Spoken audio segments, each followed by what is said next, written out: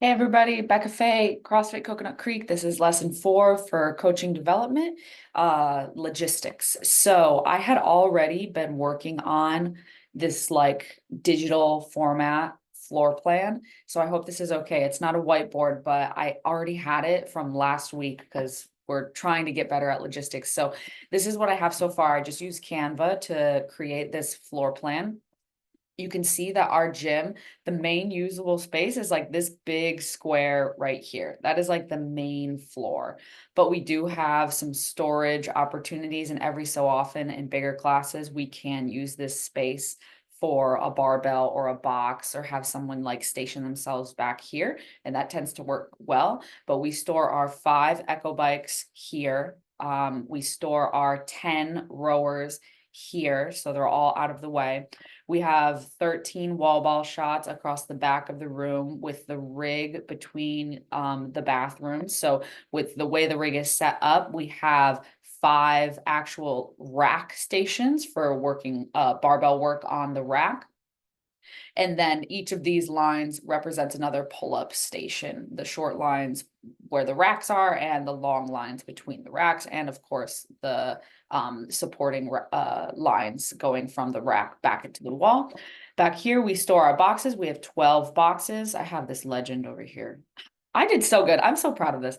Anyways, we have our boxes stored back here. The door to the bathroom is right here so that people can just turn the corner and go right in without obstruction.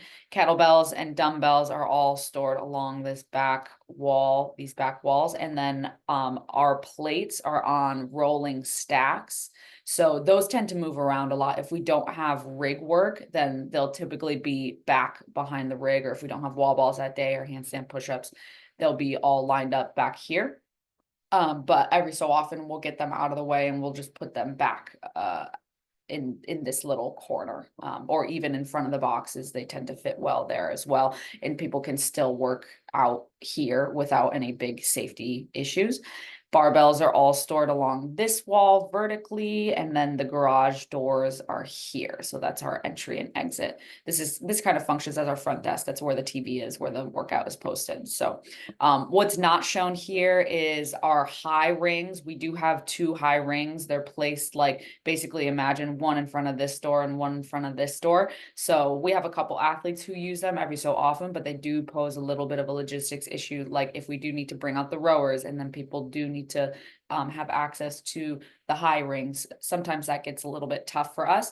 And same thing with the ropes. If you can imagine, our ropes are stored like on top of here and here. We have 2 on this side and 2 on this side. So when we have a rope climbing day, we get those out and they're basically like right next to each other. Plenty of space away from the kettlebells or dumbbell racks, but they're basically back in these little coves back here. So the workout that I chose for this homework assignment would pose a lot of logistical issues for us. So 100-foot walking lunge with 45-pound plate, 30 box jumps, 20 wall ball shots, and 10 handstand push-ups. So the good news is if we had a big class, like a weekly class, sometimes we get up to like 18 people at a 5 p.m. or 6 p.m. class.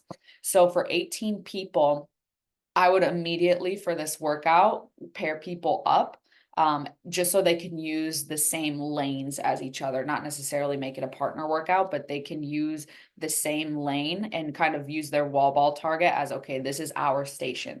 And by pairing people up, no one really gets stuck on like these far ends if they don't want to be, because then they can have their wall ball target for their wall ball shots. They can use the same back wall for their handstand push-ups. And then their box can be located right in front of their wall ball target or slightly off to the side. We can typically fit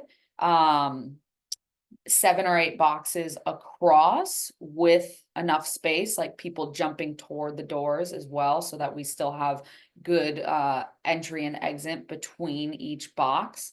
And then if we needed to, someone could be doing their box jumps here or back here. There's plenty of space back there. You could have multiple people doing box jumps back there. And for the walking lunge, this runway basically from the rack to the doors is about 25 feet. It's a little bit more than that. So if they went from the rack to the doors for this walking overhead lunge, that would be 25 feet. We could either do that back and forth 4 times to get to 100 feet with the plate overhead, or they could do their walking lunge to the doors from the rack and then continue out. We have another 25 feet where it's like our driveway, basically. No one ever parks there. There's nothing obstructing that. They would go all the way out to the end of that driveway and then come back. And when they get back to the rack, that is 100 feet. So really the only other issue that's coming up for me is, okay, if we have our boxes spread out here, I just want to make sure that there's enough room for people doing the walking lunges to go between the boxes. And if there's not, then we might have to have, okay, boxes all the way across. Let's say I spread all these boxes across. And if we have 18 people, we need 9 boxes, which works well for us because we only have 12 boxes available. If we put all these boxes here and then we made our starting point for the walking lunge in front of the boxes, we could do that. If it's getting too tight and it doesn't make sense to have people going between boxes with a plate overhead to do their walking lunges, we could just change the starting point and measure out this for 100 feet. So yeah, that wouldn't be too bad, especially because we have a lot of people who won't even be using the wall for handstand push-ups. They'll be using, a scaled version, maybe a pike push-up, or they're maybe putting their feet on their box for the handstand push-ups. But I think we could make it happen. Thank you.